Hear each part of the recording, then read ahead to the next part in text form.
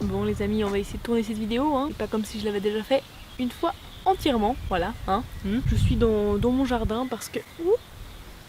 c'est une feuille. Bref, bonjour les amis, si vous ne me connaissez pas, je m'appelle Muriel. Je suis étudiante infirmière, mais aujourd'hui je viens vous parler du fait que j'ai arrêté de porter des soutiens-gorge depuis plus d'une année maintenant. Et du coup je vous ai demandé sur Instagram si vous avez des questions à me poser, et vous avez été beaucoup à le faire, du coup je vais y répondre maintenant. Ouh, le vent! Alors tout d'abord on me demande comment m'est venue l'idée et comment s'est passée ma transition. Alors je pense que c'était une idée que j'avais depuis un moment en tête, surtout que ma soeur a arrêté de porter des soutiens-gorge plusieurs années auparavant. Je savais très bien que pour ma part je portais des soutiens-gorge uniquement parce que on m'avait dit à partir d'un certain âge que c'est ça qu'il fallait faire, mais qu'au final ça m'apportait pas beaucoup de bénéfices. Mais j'avais un peu cette idée que je ne supporterais absolument pas de porter des soutiens-gorge parce que j'ai les tétons très sensibles. Oui, on n'est même pas à une minute de cette vidéo et je vous parle déjà de mes tétons. Super. Du coup pour très longtemps j'ai un petit peu remis ça à demain et c'est avéré que l'été passé j'ai commencé à porter pas mal de petits tops comme ça, de crop tops où en fait c'est impossible de porter des soutiens-gorge dessous parce que c'est moche tout simplement. Et du coup pendant presque tout l'été j'ai pas porté de soutien-gorge plus par esthétisme que par choix vraiment conscientisé, je dirais. Et après une fois que l'automne est arrivé, je m'étais dit que j'allais absolument devoir remettre des soutiens-gorge avec mes gros pulls que autrement j'allais absolument pas supporter. J'ai essayé une fois et en fait ça allait très bien, c'était tout dans ma petite tête. Et du coup j'ai continué comme ça et il y a peut-être une occasion depuis où j'ai porté une petite brassière pour mettre sous un jumpsuit où c'était juste joli d'avoir la petite dentelle. Mais sinon je n'ai jamais reporté de soutien-gorge durant toute cette année. Du coup vu qu'on est sur le sujet des tétons, hein, parce qu'apparemment c'est une des grandes questions que vous avez, comment je fais pour les camoufler, comment je fais pour que ça soit pas trop sensible, est-ce que ça ne me dérange pas dans ma tenue professionnelle. Je vais un petit peu répondre à toutes les questions maintenant par rapport à ça, comme ça on n'a pas besoin d'en reparler.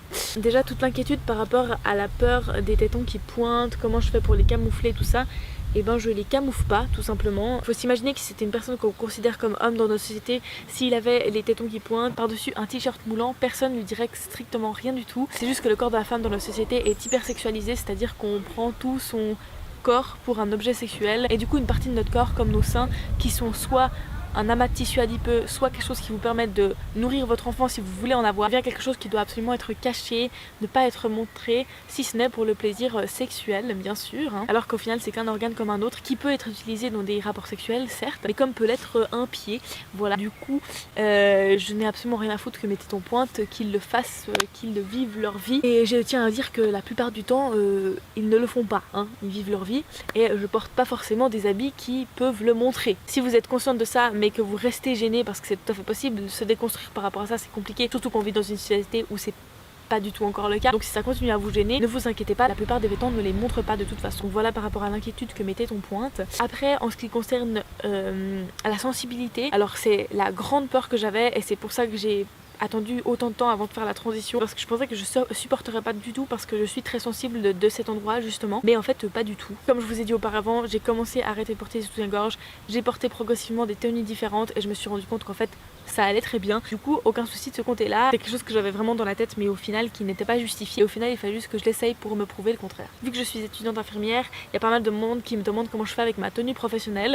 Alors écoutez, ça a été mon premier stage là durant ma mobilisation où je ne portais pas de soutien-gorge parce que mon dernier stage avant j'étais en tenue civile et le stage encore d'avant c'était au printemps passé où j'avais pas encore commencé à arrêter de porter des soutiens-gorge. Du coup ben voilà, j'ai fait ma première expérience. C'est vrai que le premier jour je suis arrivée et j'étais là genre ah oui c'est vrai, je n'ai pas de soutien-gorge, je vais être nue sous ma tenue. Donc je me suis changée dans un petit coin et tout s'est bien passé, le reste de la journée aussi. En plus j'ai mes poils, donc voilà, si les gens veulent me juger ils le peuvent, j'ai jamais été traitée différemment pour ça, on m'a jamais fait un commentaire, rien de tout ça. Après si c'est quelque chose qui vous gêne particulièrement parce que vous voulez pas avoir le contact direct avec la tenue professionnelle qui peut être un peu associée à la saleté, à je ne sais quoi, et ben vous pouvez tout simplement mettre un petit t-shirt dessous, ça va aussi très bien et vous n'avez pas besoin de mettre de soutien-gorge pour autant. Après une des questions qui est revenue c'est aussi est-ce que j'ai eu des commentaires, des remarques de mes proches ou des personnes dans la rue ou je ne sais quoi. Et très honnêtement pas du tout, c'est vrai que j'ai un milieu très safe, c'est-à-dire que j'ai pas mal de gens autour de moi qui partagent les mêmes opinions que moi. Dans ma famille j'étais pas la première à le faire et dans l'ensemble je pense que ça a été beaucoup plus simple que par rapport au poids, j'ai été beaucoup moins gênée.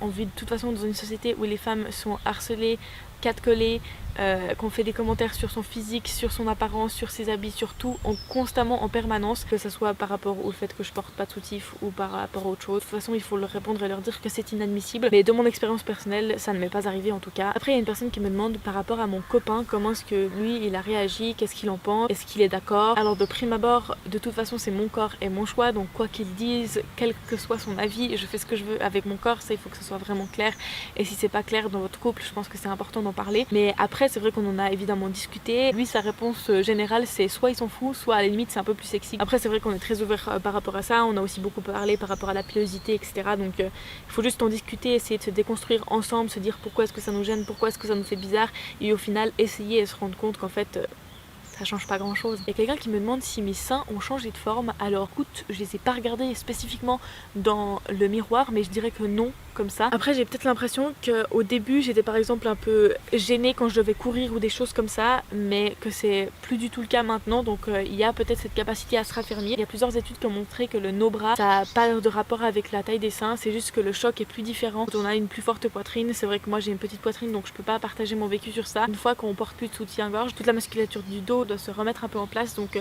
je crois que le changement est plus prononcé et plus libérateur pour les personnes avec une forte poitrine apparemment. On me demande si même pour le sport j'en porte pas. Alors quand je vais courir ou des choses comme ça, quand je fais mon yoga et tout, j'ai une brassière, donc on pourrait dire que c'est un peu comme un soutien-gorge. Si je vais jouer au volley avec des potes et que je porte un t-shirt un peu complet, je mets pas de soutien-gorge dessous et j'en ai pas besoin. C'est quelque chose qui me faisait peur aussi au début parce que j'ai l'impression qu'en courant ça me faisait encore mal, et ça je pense que c'est quelque chose qui s'est amélioré avec le temps et que vraiment maintenant je sens vraiment plus la différence. Donc voilà, j'ai fait un peu le tour des questions, j'ai répondu à plusieurs questions dans une question. Bref, tout ça pour dire que pour moi personnellement, mon expérience, ça a pas changé beaucoup ma vie. Je suis juste un peu beaucoup plus libre, j'ai pas besoin d'acheter de nouveaux soutiens-gorge, j'ai pas besoin de m'embêter à en mettre tous les matins, que ce soit dans ma tenue professionnelle, que ce soit au sport, que ce soit avec mes potes, ma famille.